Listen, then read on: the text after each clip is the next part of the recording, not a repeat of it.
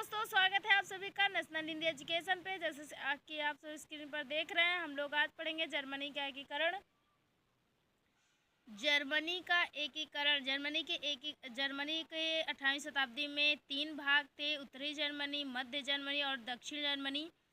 उत्तरी जर्मनी में 4 बड़े राज्य थे: प्रशा, सैक्सनी, हनोवरी और फ्रैंकफर्ट।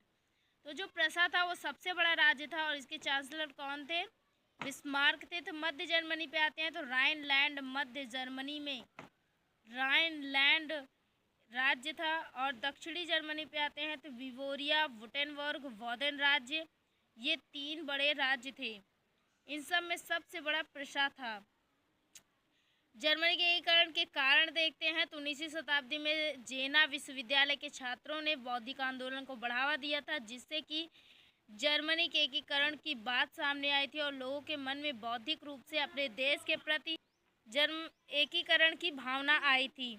जर्मनी के विद्वानों हीगल, नोवेलिस जैसे कई विद्वानों ने जर्मनी के एकीकरण में अहम भूमिका निभाई है। और अगला है जालवरीन सीमा शुल्क। यह एक ऐसा सीमा शुल्क था जो जर्मनी के लोगों ने स्वयं निर्धारित करा था कि हम एक दूसरे से कोई सीमा शुल्क व्यापार में नहीं लेंगे, ना ही आयात में और ना ही निर्यात में।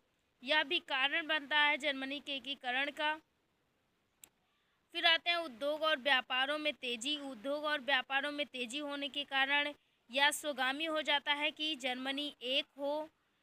फिर आते हैं 5वें पे बिस्मार्क की रक्त और लौ की नीति। बिस्मार्क एक ऐसा कूटनीतिज्ञ और राजनीतिज्ञ था जो कि रक्त और लौ की नीति पर विश्वास करता था।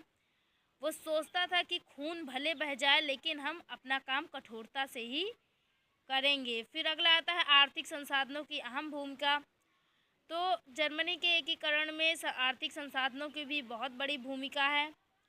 और राष्ट्रवाद की भावना का विकास। राष्ट्रवाद की भावना के विकास के बिना किसी भी राज्य या देश का एकीकरण संभव नहीं हो सकता है।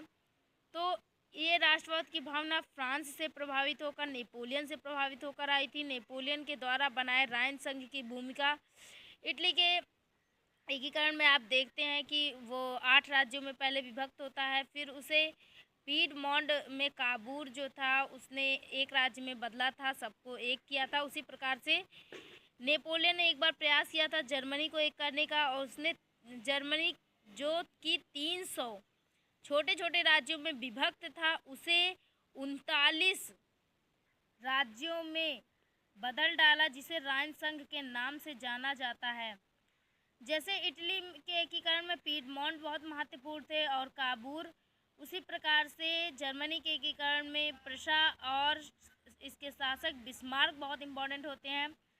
बिस्मार्क के बारे में जानते हैं। बिस्मार्क का जन्म 1815 ईस्वी में हुआ था और इन्होंने प्रारंभिक शिक्षा बर्लिन से प्राप्त करी थी। 1862 में प्रशा का चांसलर बनकर नियुक्त हुआ था। जर्मनी और डेनमार्क के साथ हुए युद्ध से ही जर्मनी के एकीकरण की शुरुआत होती है। ये इसका प्रथम चरण होता है जिसमें कि जर्मनी यानी कि प्रशा जीत जाता है और डेनमार्क को स्वयं में मिला लेता है। फिर आते हैं अगले युद्ध के बारे में। तो प्रशा और ऑस्ट्रिया का युद्ध होता है जिसमें कि ऑस्ट्रिया हार जाती है। प्रशा का साथ दे रहे थे रूस और इटली। फ्रांस से समझौता कर लेता है प्रशा ताकि वह ऑस्ट्रिया की मदद न करने पाए। या सेडोवा के मैदान में युद्ध लड़ा जाता है। इसके बाद बिस्मार्क को महान राजनीतिज्ञ कहा जाने लगा था। इस युद्ध को सेडोन के मैदान में लड़ा गया था। कौन सा युद्ध? फ्रांस और प्रशा के बीच जो युद्ध लड़ा गया था उसे ही सेडोन के मैदान में लड़ा गया था, जिसे कि हम देख सकते हैं। प्रशा ने बचे जर्मनी को स्वयं में मिलाने के लिए फ्रांस पर 3 तरफ से 1870 में हमला कर सेडोन के मैदान में उसे आत्मसमर्पण करने पर विवश कर दिया। बाद में उन लोगों की एक संधि होती है जिसे फ्रैंकफर्ट की संधि कहते हैं। इस प्रकार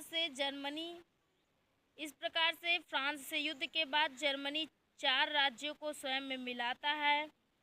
एक है बिबोरिया, बॉडेन, गुडेनबर्ग और हेम को मिलाकर वो जर्मनी के एकीकरण को पूर्ण करता है। और 1871 ईस्वी में जर्मनी का एकीकरण पूर्ण होता है। अगर आपको वीडियो पसंद आई हो तो लाइक कीजिए, सब्सक्राइब कीजिए। फिर मिलते हैं अगले वीडियो में। कुछ नए टॉपिक के साथ। तब तक के लिए धन्यवाद।